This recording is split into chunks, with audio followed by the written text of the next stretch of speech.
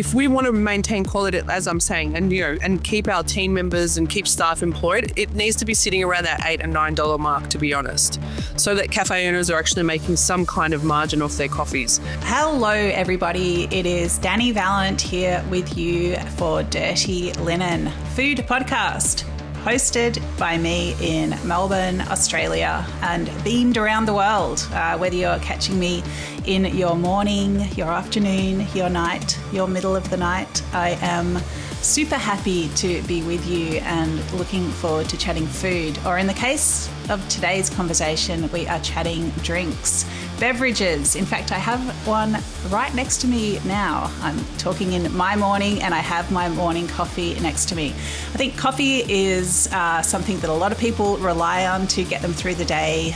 Certainly people appreciate it as a beverage, and more I think we're connecting to where it comes from and the hard work, the skill, the intention that occurs at every touch along the supply chain, the very complex and long supply chain that often happens in the world of coffee.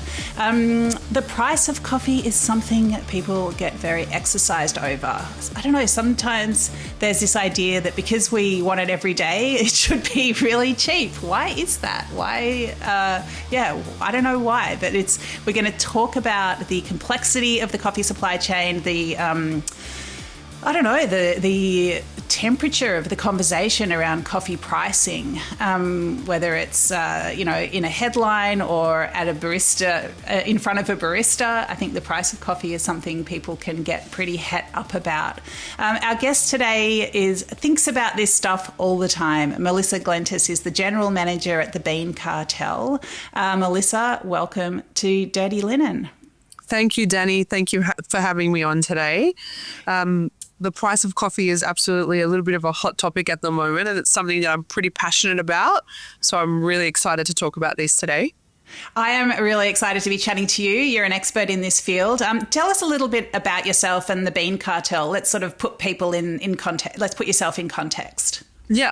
So I'm the general manager of the Bean Cartel. We are a specialty coffee roaster based here in Melbourne.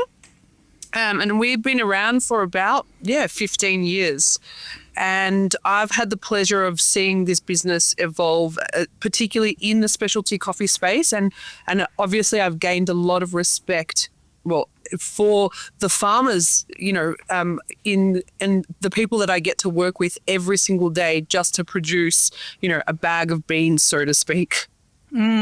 So you put an article out recently on LinkedIn, which is how we connected, and the headline was "Coffee prices need to rise, but not to $12 a cup. How sensationalist media hype is hurting cafes and consumers." And I thought a lot of things. I was like, "Oh my goodness, I'm the media. Am I part of this sensationalist hype?" $12 a cup is, I don't know. I think lots of different numbers get thrown around. I think a lot of people, pretty much everyone in the industry, would agree that prices need to rise, like everything else is going up. Why does coffee have this ceiling on it? But I was really interested in this idea of that the hype hurts cafes. Like, can you talk about that? Like, why does a conversation about a hike in coffee prices, not even the actual hike, why does that hurt cafes?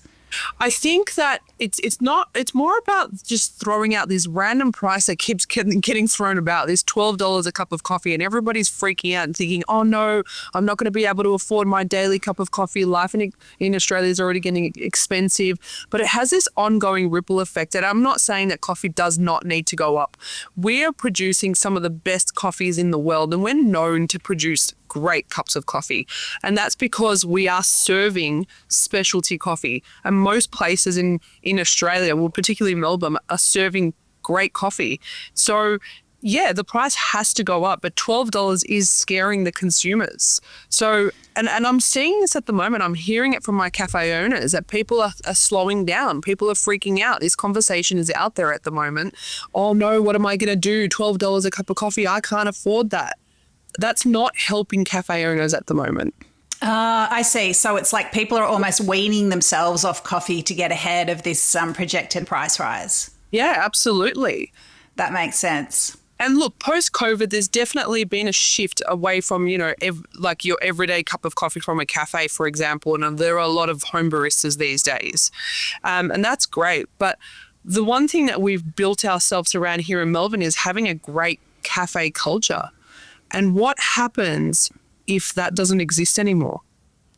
Yeah, that's really interesting. So what aren't these sensationalist, it hurts me to say it, what aren't the headlines telling you? Tell me about, the steps along the supply chain and why coffee should be somewhat more expensive. Yeah, absolutely. Well, what they're not telling you about is every single cost along the way. What they are saying is green beans are going up. And so coffee prices have to go up. And yeah, that's a part of the problem. But that is not the biggest issue right now.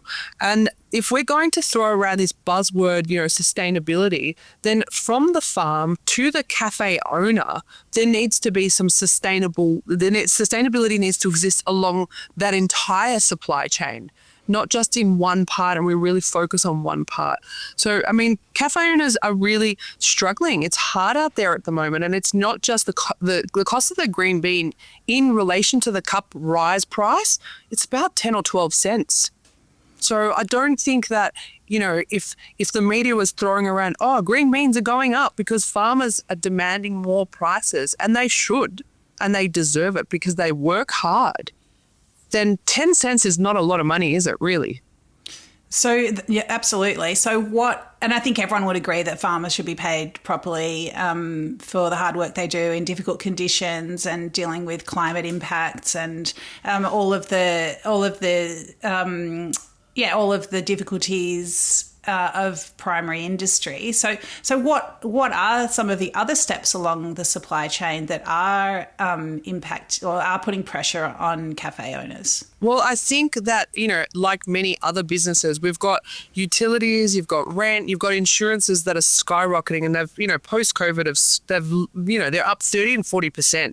So that's got to be factored into a price of everything, not just your cup of coffee, your muffin, absolutely everything that cafe owner is producing and that team behind them. I think a lot of cafes, and I'm hearing this from, our partners, the people that partner with us, they're still carrying that COVID debt. They're still trying to pay back their landlords. They're paying back the government. They're paying back GSTs. They're paying back PAYGs. There's a lot of things that they're still carrying. So, the inner Melbourne rents are up. Landlords are pushing those rents up as well. So there's more than just, green beans that make up a cup of coffee. Wages year on year, the award wage goes up. And again, everybody deserves to be paid properly in every single economy. However, these are the things that are actually pushing prices up. And cafe owners or small businesses are just not getting enough support, I think, from the government. So, what about the argument that, take a hit on the coffee, make it up on, the brunch? Is coffee just a way that cafe owners get people into their business and then they make money on the rest of it? That's a great point. But at the end of the day, how much are you prepared to pay for a smashed avocado on toast, Dani? It's true. I guess there's pressures on every part of the menu, and it's fair. It seems fair to me that there should be a margin on every part of the menu as well. And also, I think a lot of people, if you think about people coming to a cafe, especially in the morning, they're just getting a coffee and running, maybe grabbing a muffin or a bacon and egg roll. But a lot of people are just coming in for that one item. Correct. And there's a lot of people that will sit down in a cafe with their laptop, use it as their office and drink one cup of coffee. And what does that cafe owner do then? What do they do? Yeah, exactly. So the coffee prices have to go up. And we know this. And the bottom line is, if we want to preserve quality in the cup of coffee, we want to retain skilled staff. We want to keep independent cafes alive. And we certainly don't want quality to suffer. And this is what happens is when people start getting scared over pricing, they start to look for cheaper options.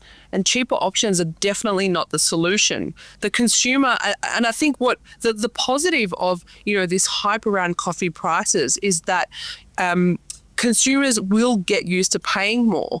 If we look at the cup of a price of coffee, or the price of a cup of coffee, rather. I remember when I first started out as a barista, and this is, sort of the mid-90s, coffee was $2.50.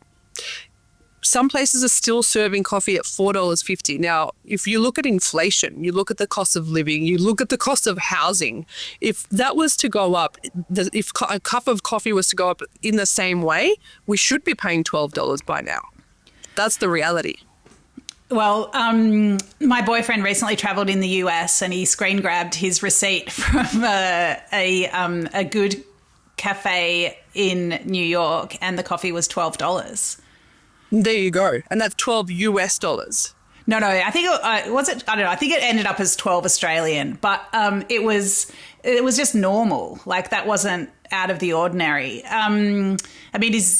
So that's the scary $12 figure. But where do you think coffee should sit so that everybody along the supply chain is getting their fair whack? Look, if we want to maintain quality, as I'm saying, and keep our team members and keep staff employed, it needs to be sitting around that $8 and $9 mark, to be honest, so that cafe owners are actually making some kind of margin off their coffees. And there's no doubt that, I recently came back from a crop tour in Indonesia, actually. So we were visiting some of our farmers, and I went into one of the larger chains to do my grocery shopping, and I looked at the price of tomatoes and thought, holy moly, have tomatoes always been $11 a kilo? And I never ever had thought about it before. These underripened tomatoes are sitting there at $11 a kilo, but no one's screaming about that, are they? I guess we screamed about lettuce when it was $15 for an iceberg. That's true. But I think the thing about that is that we also understood that there was a dramatic weather event that caused that shortage and prices hiked, and we were told to hang on for a few months, it's going to come back down. But I think what you're saying is that the price of coffee has been artificially had a lid put on it, and that lid needs to perhaps not come off completely, but at least be eased a little bit so that the price can settle where it needs to. That's exactly what I'm saying. And I'm saying, cafe owners, rather than having that fear instilled, the consumer shouldn't be fearful that cafe owners are price gouging, because they absolutely are not. And I know a lot of cafe owners who are working second jobs just to actually make a wage at the moment and keep their team and their business alive. Melissa, do you have any advice on how cafe owners can handle price rises when their guests seem to be so price sensitive? I think, look, from our end, I think communication is key. I think that, yes, again, there's been some positives about the media obviously hyping up these price rises. And so the consumer is very aware of it. And I think that, if most cafes have a very loyal following and a very loyal base, if you're just open, you're having those conversations with people and the prices are fair, they're reasonable, they're incremental, then generally speaking, the consumer, their customer base is very accepting of it. And most people are accepting what's happening at the moment. At the end of the day, I've had, the same experiences with my cafe owners who are freaking out. I can't put my price up at 20 cents because, the opposition is so much cheaper. And I think as a collective, cafe owners in general, we know where we are right now. And at the end of the day, this is happening.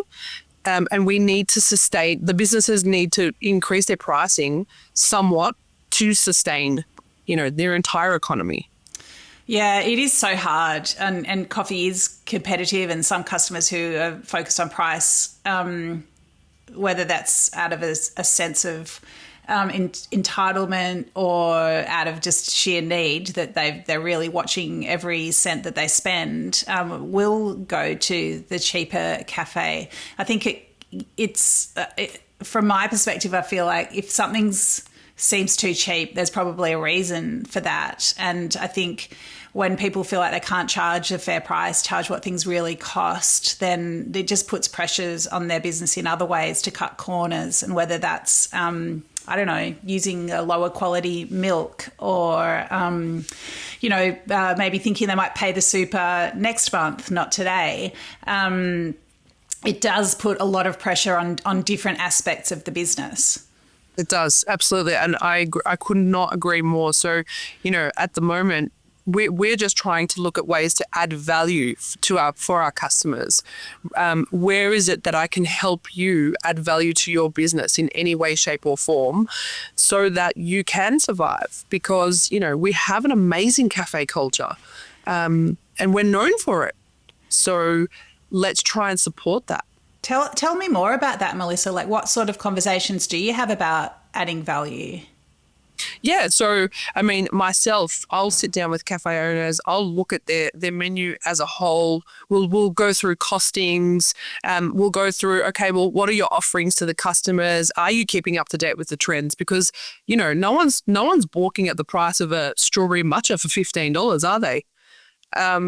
So we're looking at things like that. Okay, well, where can we reinvent your business a little bit? Where can we add some value? We've started, we are starting a different division of the business because there are a lot of licensed cafes that are looking at doing day to night trade. So we're now sort of working on like pre-batch cocktails so that cafe owners, again, can make really good margins on these things. So, yeah, I guess it's just working with our cafe owners, our partners to just in any way, shape or form add some value. And sometimes it does mean automation. And this is another thing that we need to discuss in the industry. It's happening. So what sort of automation are you talking about? We're talking about some cafes are using automatic machines now. Some cafes are using, automatic steam or milk delivery systems, and that's saving them on wages, and that's very sad because we all want that barista experience, right? Yeah, look, that's so interesting. I mean, I've heard different arguments about automation, where and you'd see it with it's the same conversation people have had about robot waiters, and it's like, well, that's a person that's being replaced by a robot. But then on the other hand, does that mean that a waiter has more time to touch each table, to perhaps explain dishes, to be the human in the room if they're not that robot that's perhaps taking a plate to the table or ferrying dirty dishes around? Is there an argument that, while the machine is steaming the milk perfectly every time, that the barista can, have a conversation with the customer?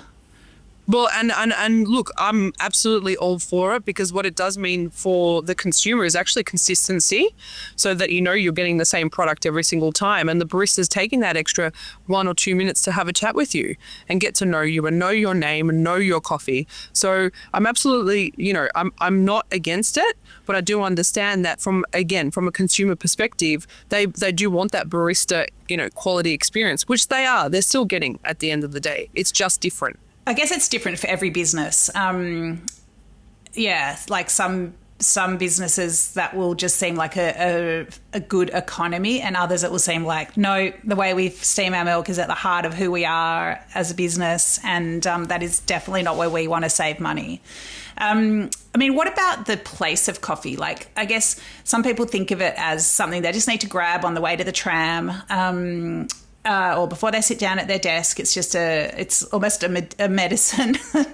Other people will see it. They'll really want to know about the origin of the beans, the way it's been roasted, the way it's been ground, like all those fine details.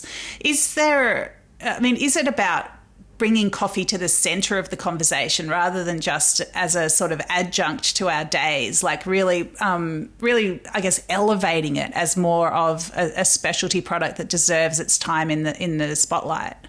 Absolutely. And yes, definitely.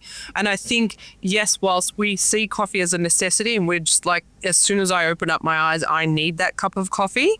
I think more conversations around, specialty coffee. How does that coffee end up in your cup, and where does it actually come from? And that's the roaster's job. And this is what, more roasters need to be doing. And we are definitely trying to do that. So we're having more conversations with farmers. And I guess the more that we talk about it, the more the consumer that's sitting at the tram stop drinking that cup of coffee is going to think about, oh, wow, you know what? Somebody on the other side of Central America or in Africa has actually picked that cherry bean so I can drink this cup of coffee. It's interesting, because we barely grow coffee in Australia, it is something that people are disconnected from. I mean, you've just been to Indonesia, as you say, Melissa. Can you tell us about the farm? Like, give us a little insight into that world. Yeah, it's hard. It's not for everybody. I can tell you that right now. These people work extremely hard, really long days, rough terrain. The weather is, is inconsistent at best. It's hot. It rains. It is back-breaking work. I have the utmost respect for the farmers that are producing amazing quality coffee. And these people are intelligent. They're university degree, almost scientists that are running these farms, that are investing so much time and money, and they are supporting communities. They're supporting families, children, educating these children. So, they deserve the respect, and they do deserve the prices that they're asking for. It just makes me think of wine. We love to some degree a sommelier coming to the table and telling us everything about the story of how the wine got into the glass. And I think there is just as much work in growing and in processing and transporting and finessing coffee as there is in wine. We don't have any problem with wine being $15 to $25 a glass. It's interesting that coffee, is it just because it's a daytime beverage? Is it because it's something we'll have every single day? It just doesn't have the same status. Agreed. I think it is because it is something that we see more as a necessity to our lives now. And it probably doesn't have, the status or the respect that it deserves at the moment. But absolutely, and I often say this, nobody balks at the price of a glass of wine or even a beer off a tap and paying $16 for a pint. So the experience is very similar. The journey, to create this beverage, which is it's a custom-made beverage to your liking, the price has to go up. Yeah, that's true. Like, you can have your coffee specced in so many different ways, whereas you don't get that with wine. It's as much flourish as there is to opening a bottle. Usually it's just uncapping it. And of course there's skill in pouring it into a glass, but it's very different to all the little steps and calibrations that go into making a cup of coffee exactly to someone's liking. Exactly. Yeah, I say this all the time. This is a custom-made beverage. This is exactly the way that you have asked that barista to make it. Do you think there's something in the fact that so many people have their coffee takeaway, and that it is, whereas wine, you're not generally walking down the street drinking it? No shade on those who do. But is there something about that coffee has to fit into our lives? We don't take the time to have a cup. Yeah, maybe. Look, I think maybe the fact that we're drinking it in a takeaway cup, that it devalues it a little bit, and we're not really placing that importance or thinking about the journey. And again, it's something that if we have more conversations around that, people will start to respect it a little bit more. Maybe. Interesting. Melissa, what's your favourite cup of coffee? I am a filter coffee drinker, generally speaking, but I start my mornings off with an almond latte. Nice. That's great. And do you have, you've just been to Indonesia. You must be roasting lots of different coffees at Bean Cartel. Like, is there something that's really standing out for you at the moment in a bean sense? Yes. Look, there are amazing coffees coming from around the world everywhere. And I think the farmers they're producing, they're particularly spending a lot of time on processing. So I had the pleasure of having a chat to one of our partners in Colombia recently, because we were recently awarded a couple of gold awards at the Golden Bean Awards. So I spoke to him about his processing methods, and look, we won gold because it's an amazing, coffee bean at the end of the day. And I would say that's some of my favorite coffees at the moment are definitely coming from Colombia. They're doing some amazing, they're just really focusing on the processing methods right now. So that's my personal favorites, and we have a lot of single origins on offer for filter coffee drinkers out there, that's for sure. I love that. Congrats on the award. That's fantastic. Thank you. Melissa, if there's anything that you could say, like to create a change, whether it's something that government would do, something that cafes would do, or something that consumers should do, like what kind of change would you like to see in this space? I guess what I'd like to see is a little bit more understanding towards the cafe owners, the roasters, the farmers. People need to understand that we're not price gouging. We're not becoming millionaires or selling that one cup of coffee. That's definitely, for sure. From a government perspective, small businesses, they need some sort of concessions. I don't have the answers. This is why we're paying our politicians at the end of the day. But, they need concessions and they need help. And I think, small businesses, please get together and, and shout this message out. Talk to your local councillors. To the consumer, keep supporting your local cafes, because if you don't, we're going to lose, the heart and the soul of Melbourne. So that's my message. Basically, let's all work together. Let's not freak out over what's happening at the moment. This is inevitable. We've enjoyed the privilege of very cheap coffee, very great quality cheap coffee, and it's not sustainable. So let's just work together and have some form of understanding, I guess.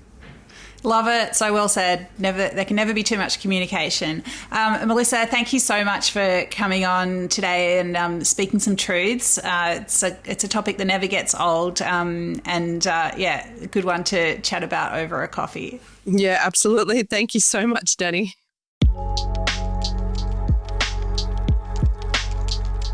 This is Dirty Linen, and I'm Dani Valent.